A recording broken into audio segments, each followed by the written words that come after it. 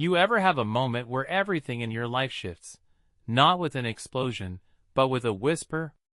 Mine came on a Thursday. Late afternoon. Fluorescent lights buzzing in the back offices of the capital city Falcons Arena, the same place I've worked for over a decade. My name's Ray Whitmore, I'm 47, and I'm one of the senior operations managers for the team.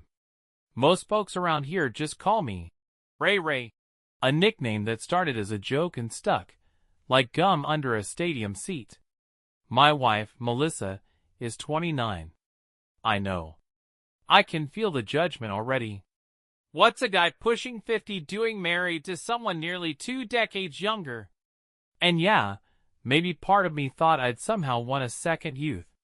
She's smart, funny, stunning in that magnetic way that draws eyes without trying. We met at a team fundraising event 4 years ago.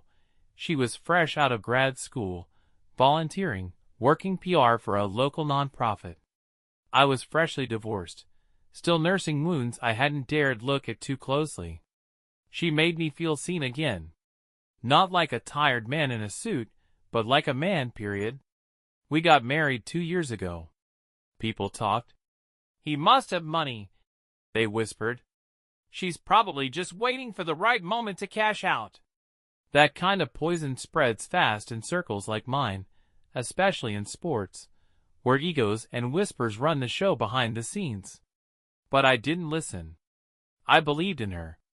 At least, I wanted to. And then Nikola showed up. Slovenian kid. 23, maybe 24.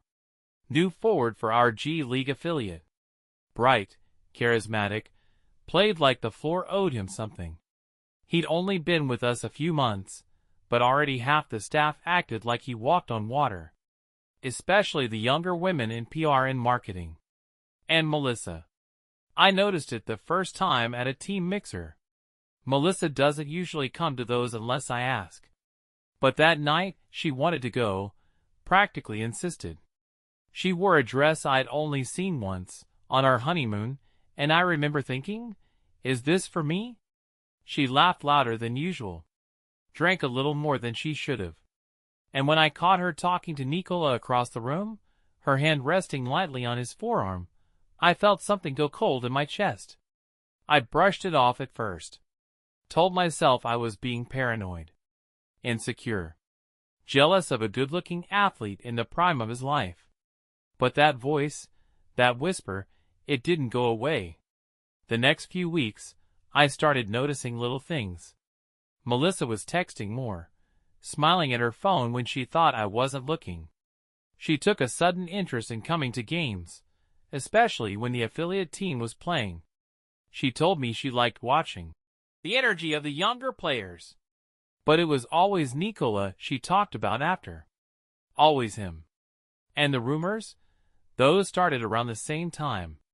It started as a joke in the break room. Someone tossed out a comment about how Nikola's got more game off the court than on it. And people laughed, but it felt too pointed. Then I heard from one of the custodians, a good guy, been with the organization longer than me, that he'd seen Nikola and Melissa talking behind the loading dock after a home game. Could be nothing, he said, lowering his voice. But she touched his face. Real gentle. Like they weren't just talking. That whisper again.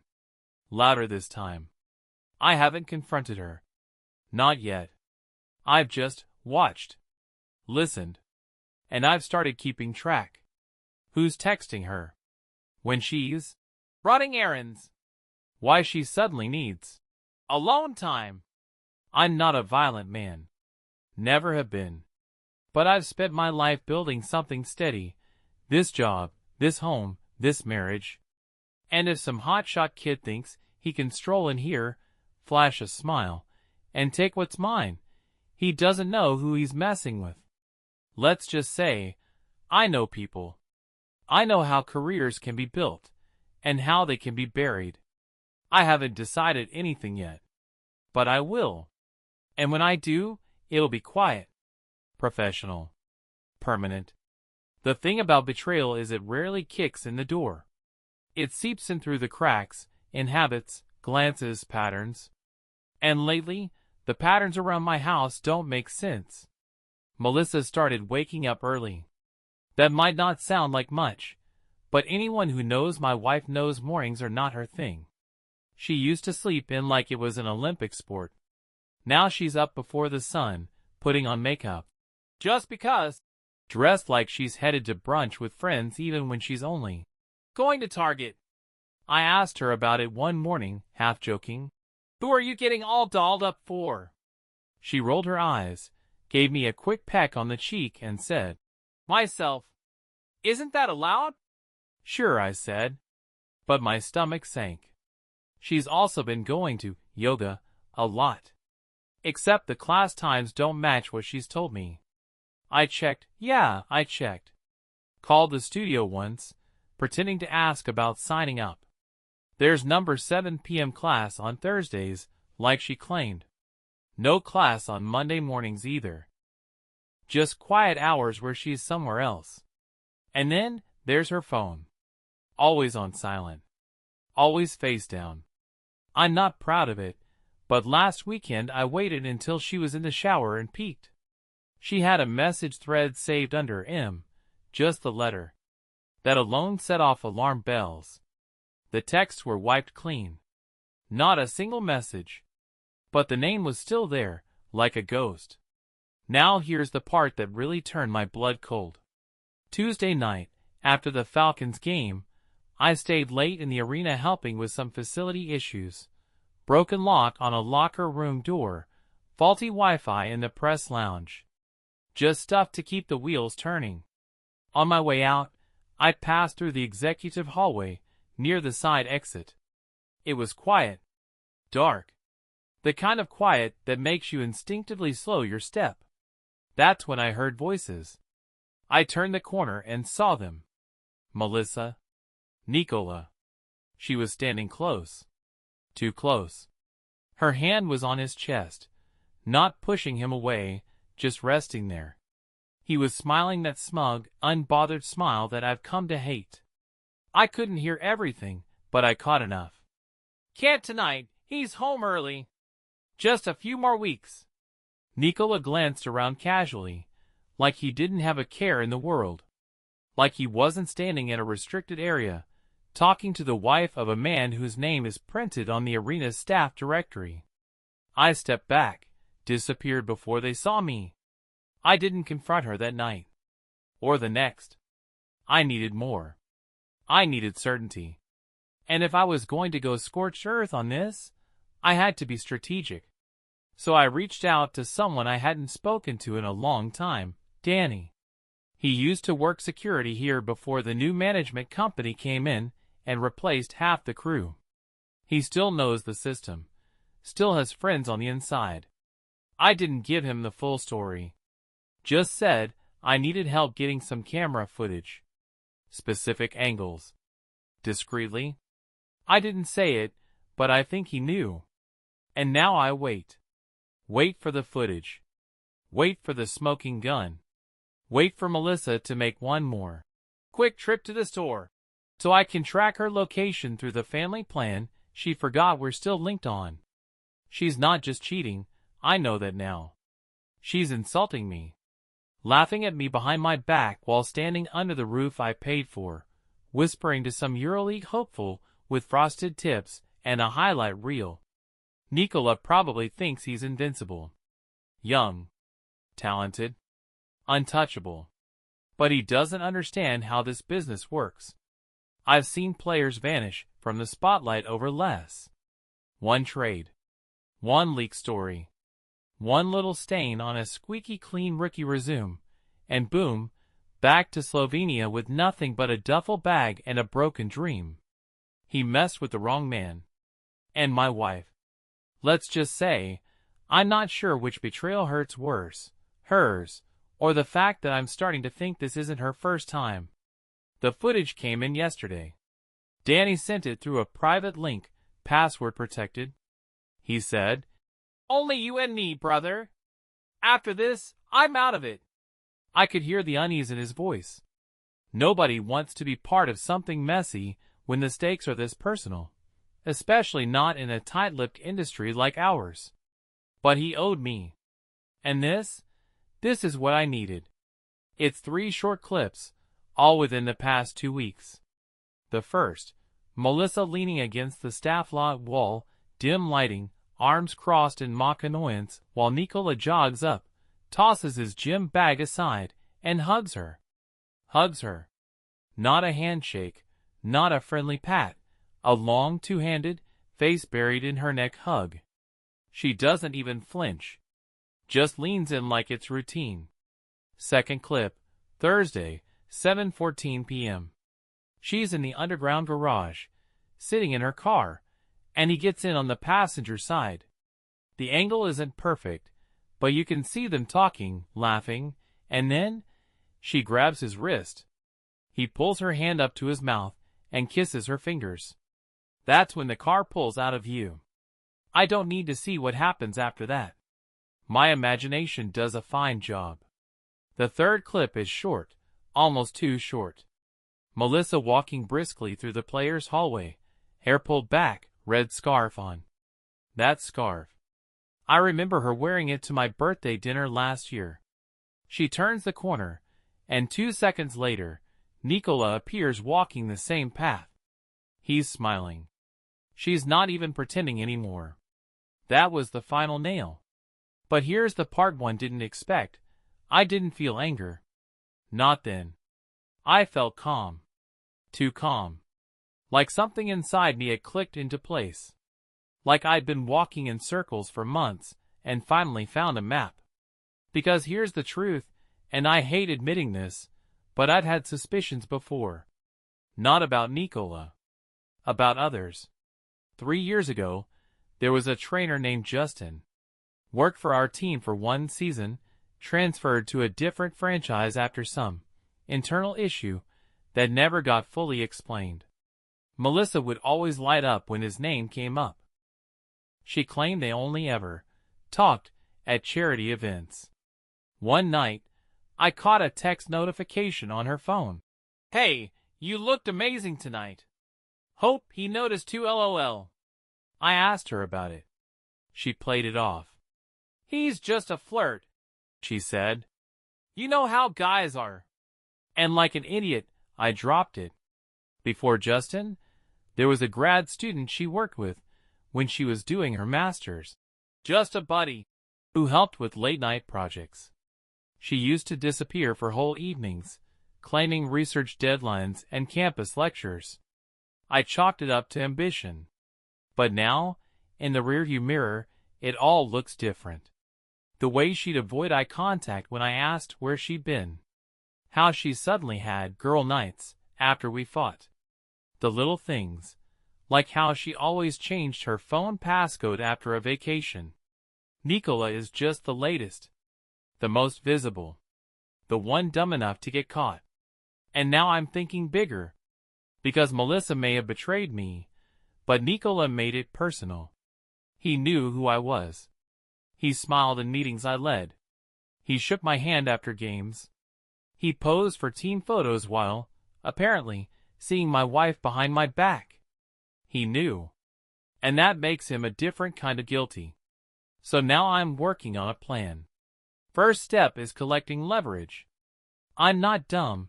A direct attack on Nikola would make me look unstable, petty, and if it ever got out that it was personal, I could be the one out of a job. But if something professional were to happen, if there were questions about his conduct, his judgment, maybe even his relationship with a senior staff member's wife, I've seen careers implode from less. All I need is the right push, the right voice in the right room. Lucky for me, I've spent over a decade building relationships with the people who make the decisions. Melissa? I don't know what I'm going to do with that yet. Some part of me still wants to sit her down and ask her why. Why him? Why me? Why throw it all away for a boy playing dress-up in a grown man's league? But I already know what she'd say. It just happened. You were distant. I didn't mean to. I've heard all the excuses before. Maybe not from her lips, but from others. Friends. Players. spouses who got caught and tried to explain it away. Nikola? He won't get a conversation. He'll get consequences. The funny thing about basketball, the real behind-the-scenes kind, not the stuff on ESPN, is that it's a small world with a long memory. People pretend to forget things. They nod, they smile, but nobody really forgets anything. Not a bad trade. Not a messy incident. Not a scandal swept under a corporate rug. And definitely not a young player with a reputation problem. That's what I'm building now. A reputation for Nikola. Not by lying. I'm just turning the volume up on things that were already there. A few missed meetings. A couple late-night incidents.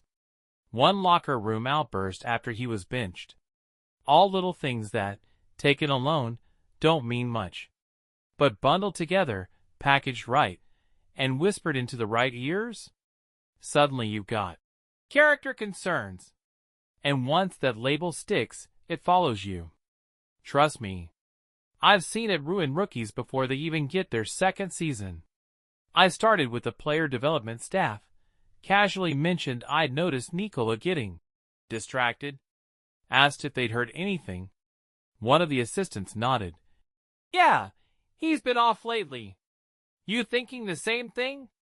I just gave a small shrug. He's young, but it's something to keep an eye on. Next, I went to HR. Brought up a hypothetical situation, a player possibly involved in a personal relationship that could cross a line with staff family. No names.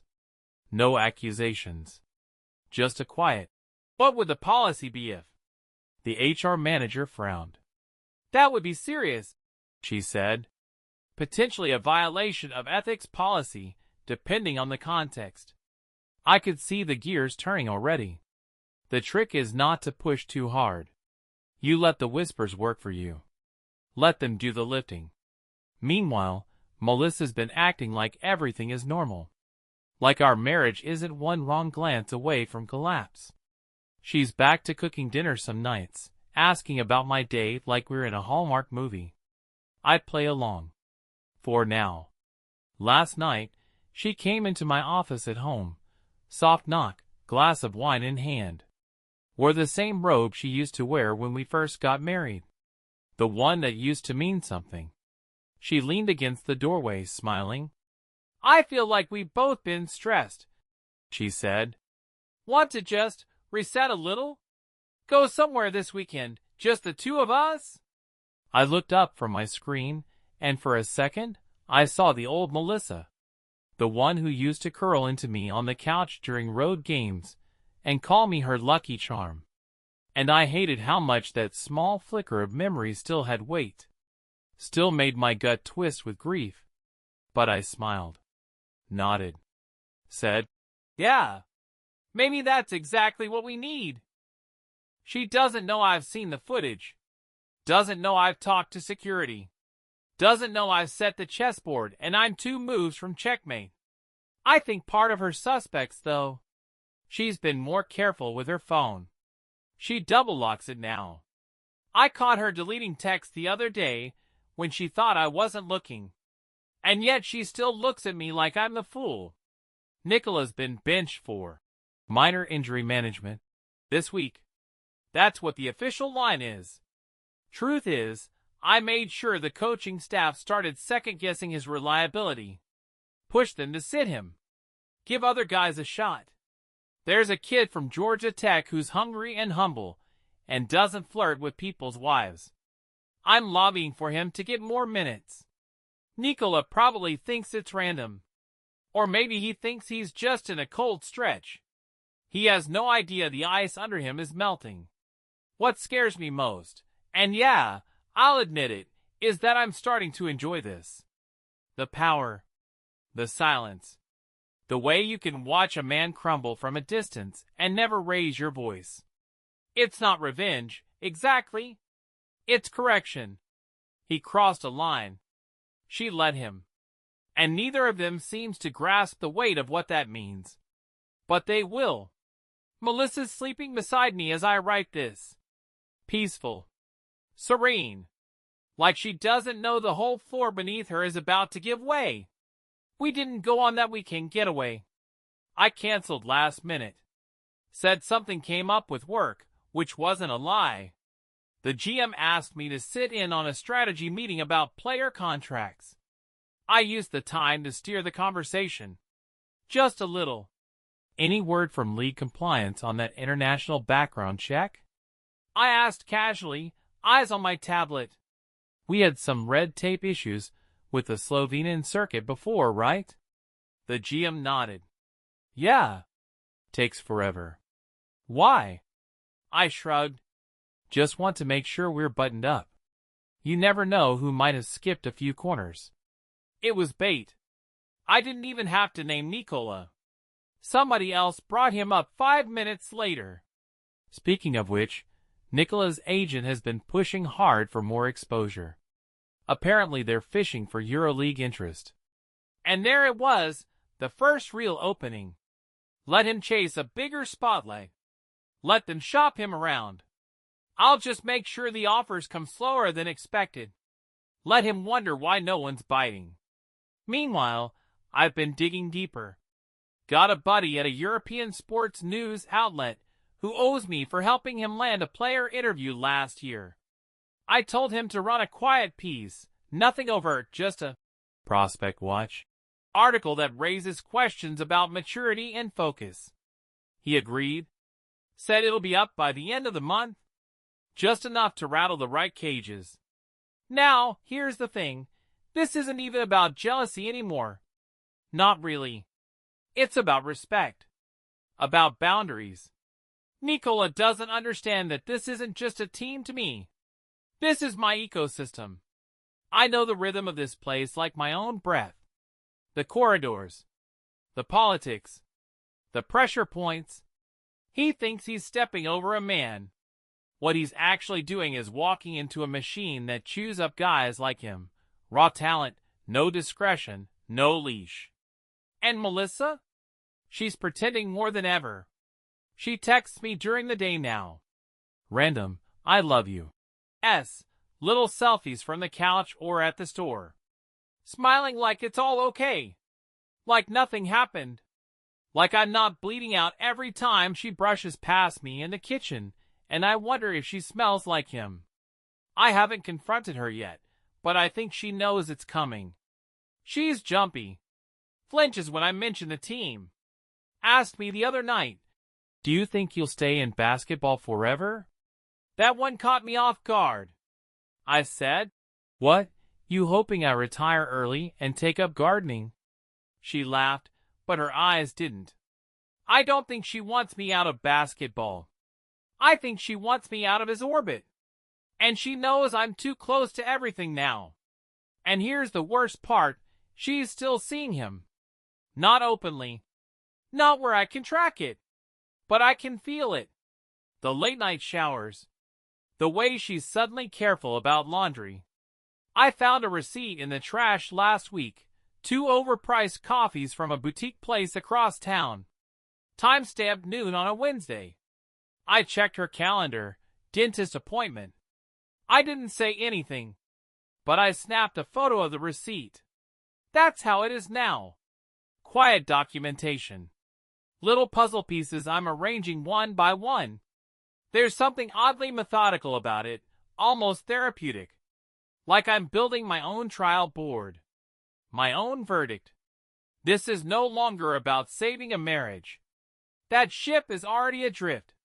It's about ending this in a way that satisfies the part of me that still has dignity left.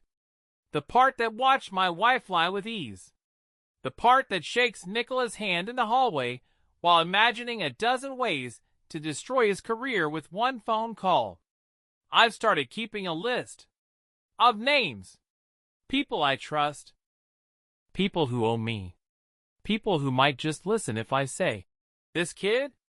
He's not who you think he is. And when the time is right, when it matters most, I'm going to say it. Not out loud. Not with rage. But with precision. The article dropped last night.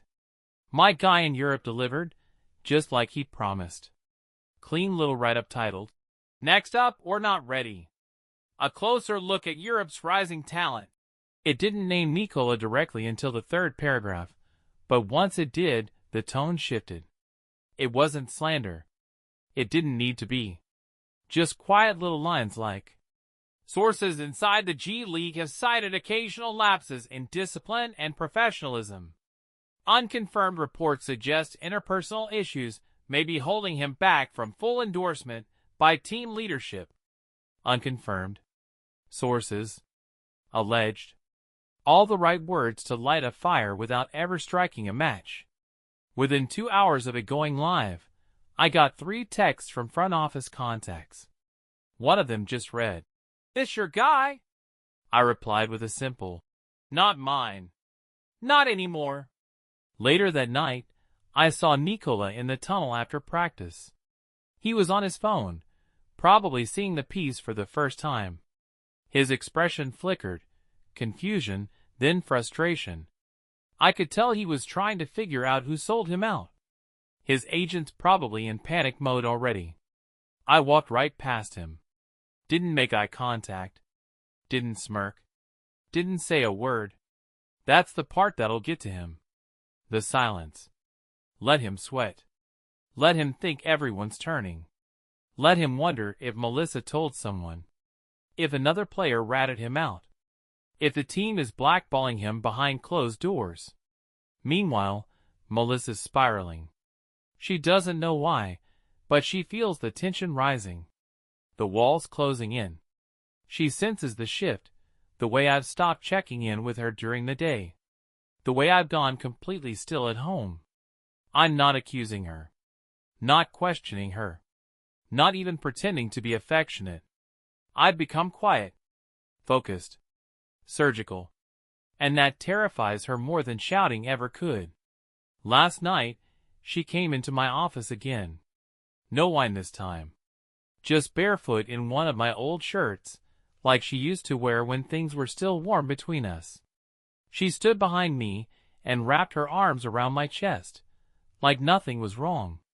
"I miss us," she whispered. I didn't turn around. She waited, then asked, "Is there someone else?" And I'll admit that one made me laugh, quietly, bitterly. I turned, looked her right in the eyes, and said, "Why? You jealous?"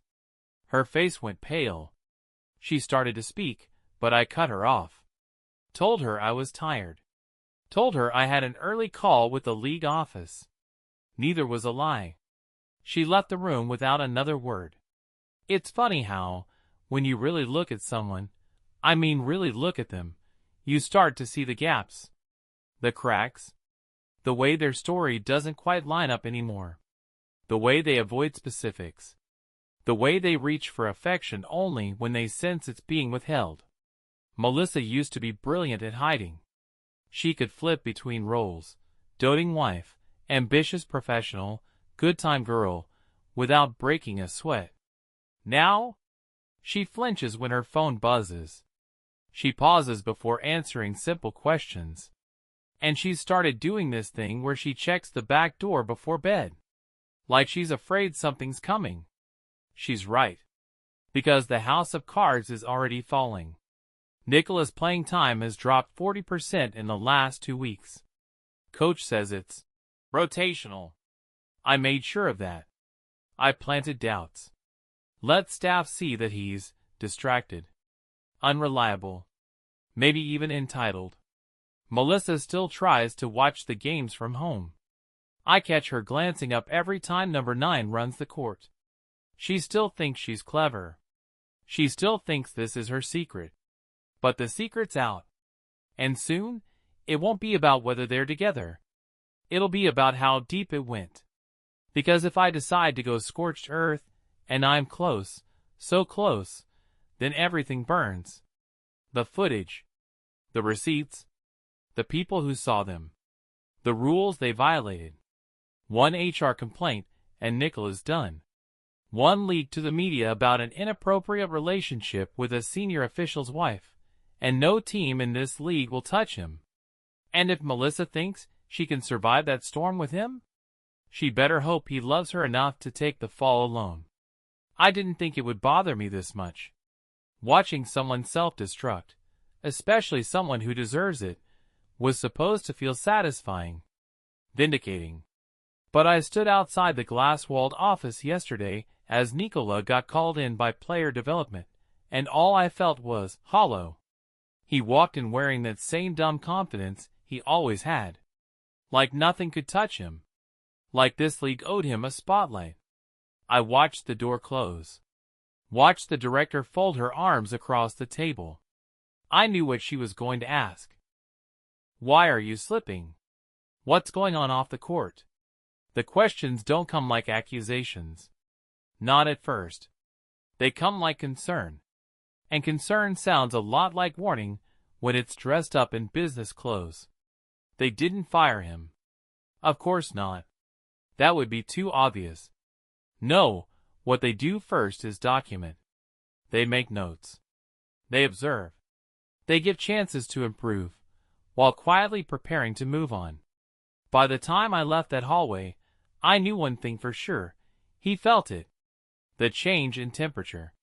The ice forming around his feet. Melissa called me around 7 p.m. that night. I let it go to voicemail. When I got home, she was sitting on the couch in sweats, hair up, no makeup. She looked small, tired.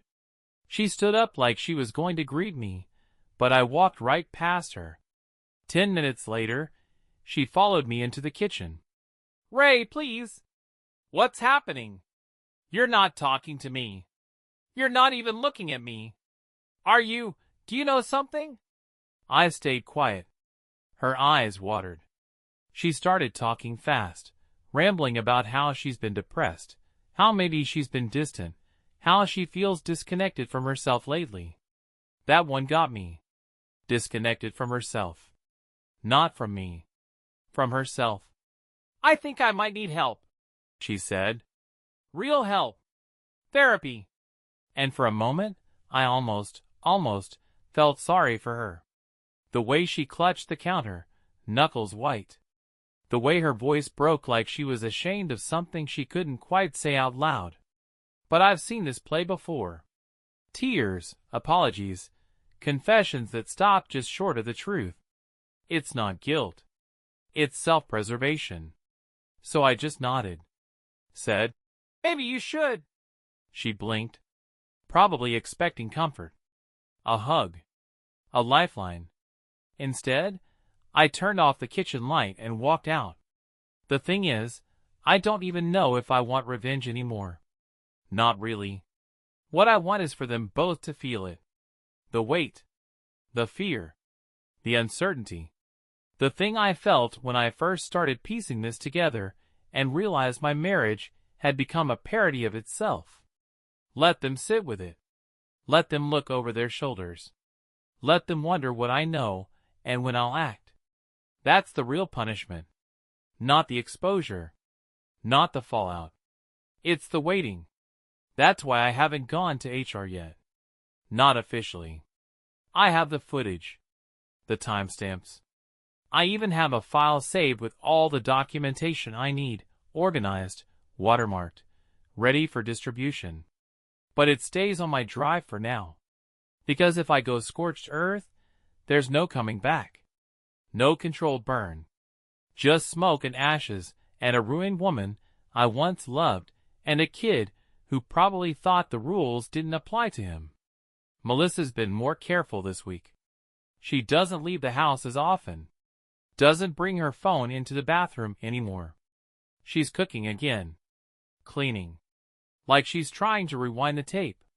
Pretend like this is still salvageable. And me? I've been sleeping better than I have in months. Not because things are fixed, they're not. But because I finally feel in control again. And I don't need anyone's permission to finish this. This morning, Melissa made pancakes. She hasn't done that in over a year. Used to be our Sunday ritual, sleep in, read the paper, eat too much maple syrup while I teased her for burning the edges. But this time, I just stared at the plate. The gesture was clear. She was trying. or pretending. Or maybe just scared enough now to revert to old patterns and hope I'd do the same. I didn't touch the food.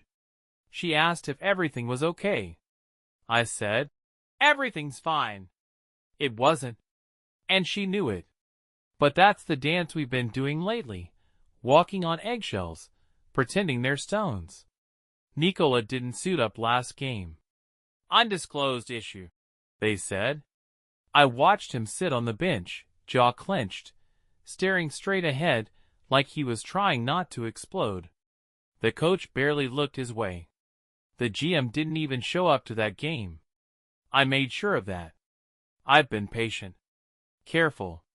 But now we're close, so close to the edge. Yesterday, I printed the file. The one with the footage, the texts, the receipts, the internal policy codes on ethics and conduct. It's all neatly organized, labeled, and sealed in a brown envelope. It's in my desk drawer now. Locked. One call, and that file goes upstairs. HR, legal, PR, the dominoes fall fast once the first one tips. It won't matter if she confesses. It won't matter if he denies it. It'll be in writing, and writing sticks. But I'm not rushing it. Because the longer I hold it, the more powerful it becomes. I'm not doing this out of spite anymore. I've gone numb to all of that. This isn't revenge. This is precision. You know what finally pushed me to finish the file? It wasn't the lies. Wasn't even the footage. It was Tuesday night. I came home late, stayed at the office longer than I needed to, just thinking, staring at my screen like it might blink out an answer. When I walked in, the house was quiet. Too quiet. Lights were off. Melissa was on the patio, wrapped in a blanket, crying. Not sobbing, just that silent kind of crying that looks like someone's already said goodbye. I didn't speak. I just stood in the doorway and watched her for a minute. She didn't see me. She pulled out her phone and typed something. Hit send. Stared at the screen, waiting. Nothing. A few minutes later, she tried again. Then again. That was it. I knew who she was texting. And I knew he wasn't answering anymore. Nikola is on the verge of being dropped from the starting rotation. The press is starting to murmur. His agent is scrambling. I've heard he's been cold calling European teams all week. Nobody's biting yet. That article? It's been shared twice in internal scouting forums I'm part of. No one responds publicly, but I see the views. I see the name mentioned in passing. The kid's stock is falling, and he knows it. And Melissa? She's unraveling. We barely speak. She drifts through the house like a ghost. Last night, she stood in the hallway and looked at me like she wanted to say something, like really say something, but then just shook her head and walked away.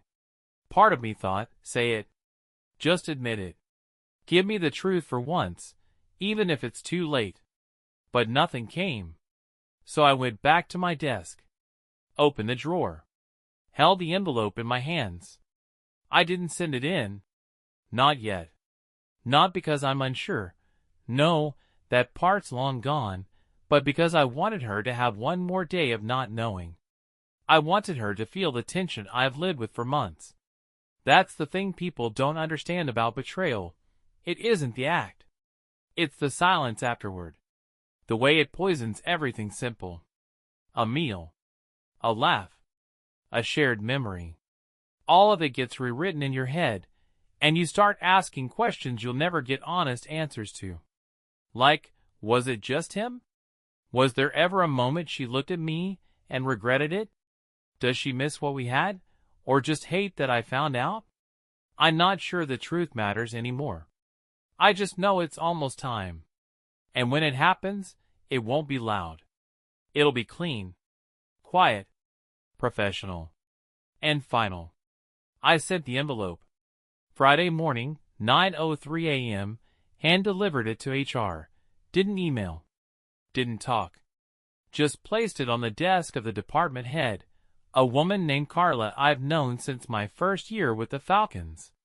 She didn't ask what it was. She just looked at me and said, "Is this official?" I nodded. And that was it. That's how things end in this world. Not with fireworks, not with shouting, but with paper trails and quiet nods. I left the office right after. Took a personal day. Drove out to the lake an hour outside the city, just to be away from the machines and noise and emails. Sat on a bench with a thermos of coffee and let the wind rip through me until I couldn't feel my fingers. It didn't bring peace, but it brought stillness. And that was enough. When I got back home, Melissa was in the kitchen. She turned when she heard me come in. No fake smile this time. No small talk. She just stood there, holding a half-peeled orange like she'd forgotten what she was doing. "Ray," she said. Quiet. Measured. "Did you do something?" I said nothing. Just hung my coat, walked past her, and poured a glass of water like she'd asked me if I picked up the mail. She set the orange down. "He hasn't called me back. Not in days. Not even a text. His social media is gone. His number's off. He's disappeared." Still, I didn't speak. I sipped my water. That silence, that specific silence, broke her faster than a scream ever could. She started pacing, rambling, half-truths and fractured sentences. "I never meant for it to happen, Ray. It wasn't a plan. I just felt, I don't know, lost. And he was there, and he saw me. I don't know. It just happened." There it was. The excuse I'd been waiting for. It just happened. She looked at me, tears sliding down her cheeks. But I swear to you I didn't feel a single thing. Not hate. Not sadness. Just this dull acceptance. Like hearing the ending to a story you already knew. "What did you do to him?" she asked. "Please, Ray. Don't lie to me." I laughed. Couldn't help it. The way she said "don't lie to me," like we were still playing fair. Like her lie started the game, but mine would somehow be the betrayal. "He made choices," I said, setting the glass down. "So did you. I just made sure they had consequences." She didn't argue. Didn't beg. Just collapsed into the kitchen chair and stared at her hands like they belonged to someone else. I left her there. That evening, I got the call. Carla. HR. Professional tone. Flat delivery. "We've opened a preliminary investigation. You're not named directly, but the relationship between your wife and Mr. Ivankovic presents an appearance of impropriety. He's been placed on indefinite leave pending internal review. You'll be contacted again once legal clears the next steps." I thanked her. Hung up. Stared at my reflection in the kitchen window for a long time. Nicola's name is going to circulate now, not on highlight reels, but in incident reports. He might not be fired outright, but his career here? It's finished. Even if he goes back to Europe, the word will follow him. Melissa hasn't spoken since our conversation that morning. She's just existing. Like a houseplant someone forgot to water. I thought maybe she'd scream, accuse me of cruelty. But she hasn't. I think on some level, she knows she chose this. Not just the affair, everything that followed. Tonight I slept on the couch again. Not out of anger. Just habit now. The bedroom doesn't feel like mine anymore. You know what I've been thinking about lately? Not the revenge. Not the pain. But the before. Before the whispers. Before the distance. Before I learned to study my wife like a stranger in my own home. I think what breaks me most is knowing that at some point, I really did love her with everything I had. I gave her trust without a second thought. That kind of trust, the kind you don't even realize is there until it's gone, that's what I'm grieving now. Nicola's gone. His locker is empty. His name's already fading from the whiteboard. But Melissa? She's still here. And now I have to decide what comes next. The Falcons released an official statement today. Due to a personal conduct matter unrelated to on-court performance, Nikola Ivankovic and the organization have mutually agreed to part ways. We wish him the best in his future endeavors. That's how it ends. A bland, manufactured farewell for a kid who once thought he'd be the face of the next era. No press conference. No goodbye post from the team's social accounts. Just a quiet exit through the back door. I heard from one of the assistant coaches that Nikola didn't even clean out his locker himself. Equipment staff handled it. Left behind a pair of shoes, some used tape, and a worn-out Gatorade bottle with his number sharpened on it. Like he never really existed here at all. Melissa saw the news. Of course she did. I think she was waiting for it, hoping it was a mistake, maybe some temporary thing. She didn't ask me about it. Just stared at her phone for a long time. Locked the screen. Set it face down. And then started doing the dishes. The house has been quieter than ever. No more tension. No more fake affection or tight smiles over dinner. Just stillness. I don't know if that's progress or just a deeper kind of silence. Last night, she sat down across from me. No makeup. Hoodie pulled over her knees like armor. I hadn't seen her look that tired since her mom passed away 3 years ago. I know you don't want to hear this, she said, voice barely a whisper, but I'm sorry. I nodded. Not because I forgave her. Just because I hurt her. She kept going. I ruined this. I let something ugly inside me grow, and I didn't stop it. And I don't even know why. You didn't deserve any of this. You never have. That almost broke me.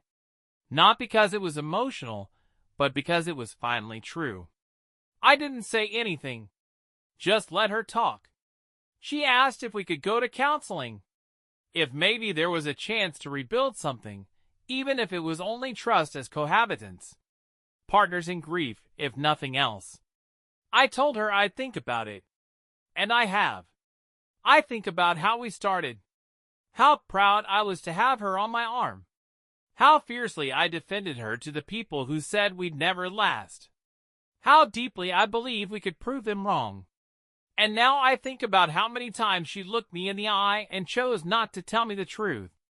So here it is. I've decided to leave. Not in rage. Not in vengeance. Just in clarity. I met with a real estate agent this morning. I'm going to put the house on the market. I'll stay with my brother until I figure out my next step. Melissa asked if she could keep the piano, the one we bought for her birthday 2 years ago. I told her yes. I'll take the dog. I don't feel proud of what I did to Nikola. But I don't regret it either.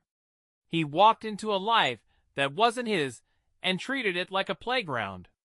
He gambled on someone else's wife and forgot the house always wins. I didn't break him. He just never knew the rules. As for Melissa, I don't know what'll become of her. Maybe she'll disappear into some new version of herself. Maybe she'll finally get help. Maybe she'll reach out one day and I'll answer, and it won't sting the way it does now. But that's not my concern anymore.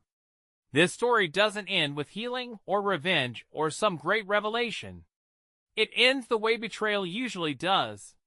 Quiet, lonely, and long overdue.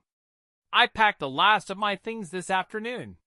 1 suitcase, a folder with legal papers, a photo of me and my dad fishing when I was a kid, the only thing on my nightstand that still felt real. I left a note on the counter. It just said, "Take care of yourself. R." I closed the door behind me. Didn't look back. The chapter's over. And I'm finally free.